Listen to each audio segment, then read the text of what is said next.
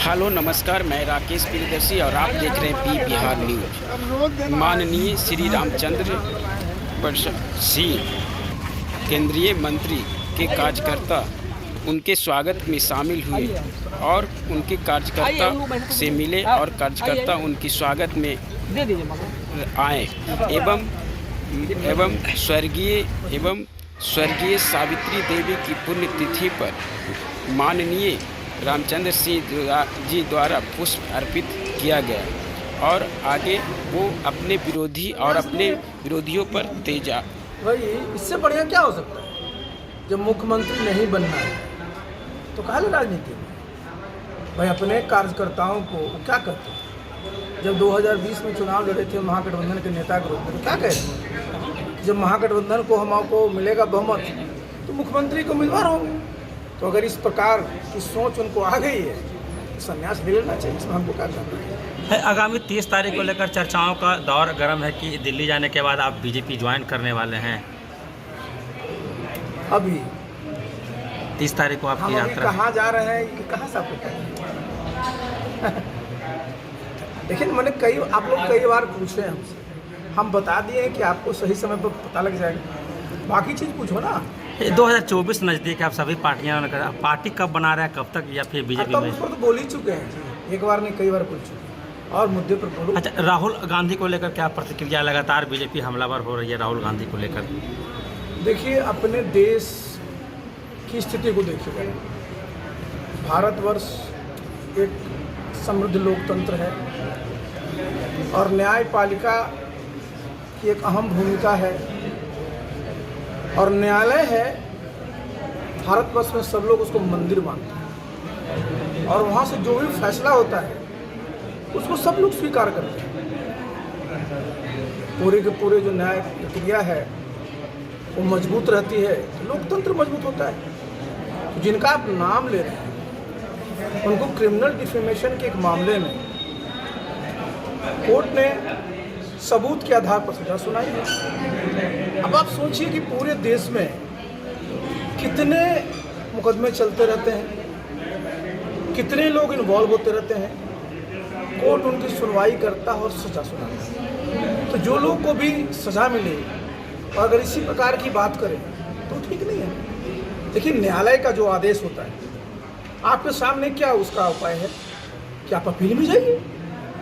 आप जो शुद्ध रूप से लीगल मुद्दा है उसको पॉलिटिकल मुद्दा बना रहे हैं। आप जरा बताइए साहब, किसी भी समाज को अगर आप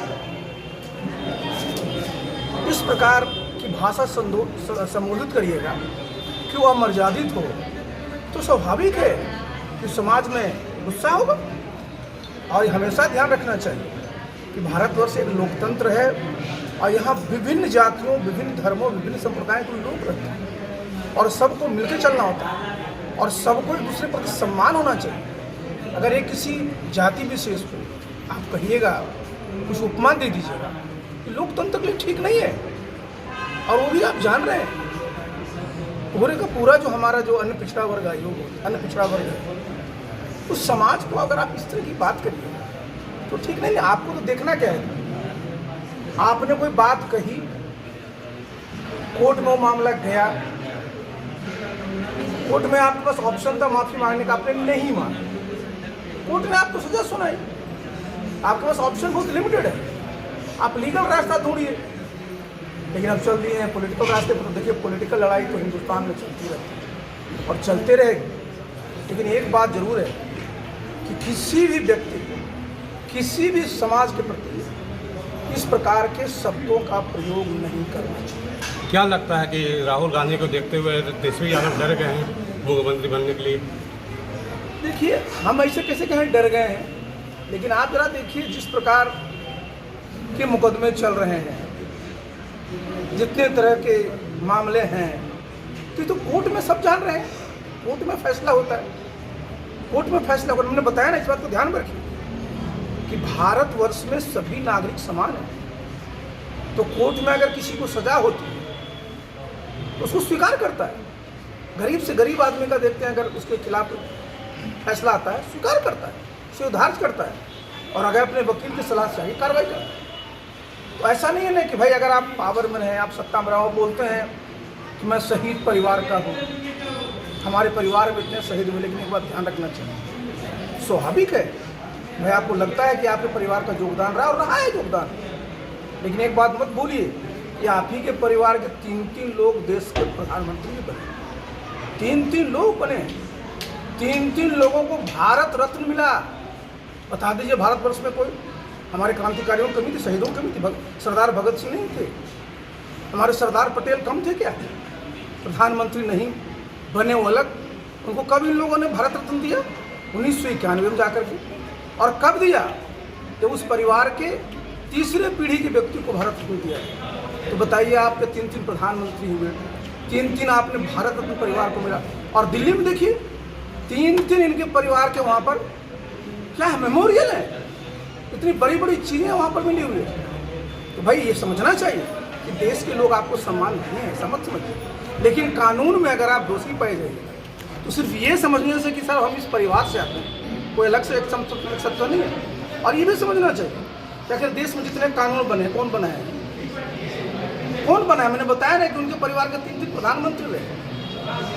तो कानून सब लोग बनाते हैं, सबको उसका सम्मान करना चाहिए, कानून से ऊपर कोई नहीं है।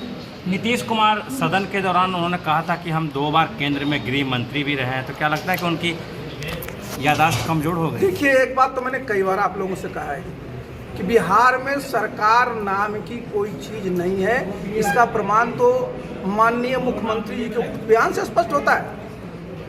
एक बात मैं स्पष्टता के साथ कर दूं, चूंकि जब वो केंद्र में मंत्री थे स्वर्गीय अटल बिहारी वाजपेयी जी के मंत्रिमंडल में, तो मैं उनके साथ था, मैं उनका पीएस था। वो मंत्री किस विभाग के थे? वो मंत्री थे रेलवे मंत्रालय में, वो मंत्री थे कृषि मंत्रालय में, वो मंत्री थे सरफेस ट्रांसपोर्ट। नीतीश बाबू कभी भारत सरकार में गृह मंत्री नहीं रहे। और नीतीश बाबू जिस बात की चर्चा कर रहे थे, स्पोर्ट्स पर बोल रहे थे वो कि स्पोर्ट्स पर्सन को उन्होंने बढ़ावा दिया, तो मैं बता दूं, नीतीश बाबू जो काम किए थे रेल मंत्री के रूप में, उसी को वो गृह मंत्री के रूप में पेश कर रहे थे।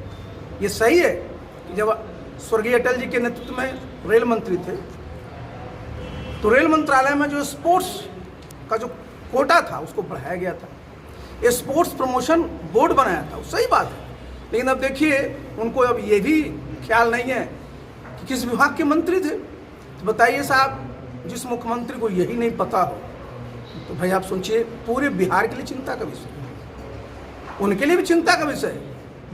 वो कह रहे हैं क्या लगता है कि उनकी याददाश्त कमजोर हो गई है? ये मैं नहीं कह सकता, लेकिन स्वाभाविक रूप से स्वास्थ्य तो ठीक नहीं लगता।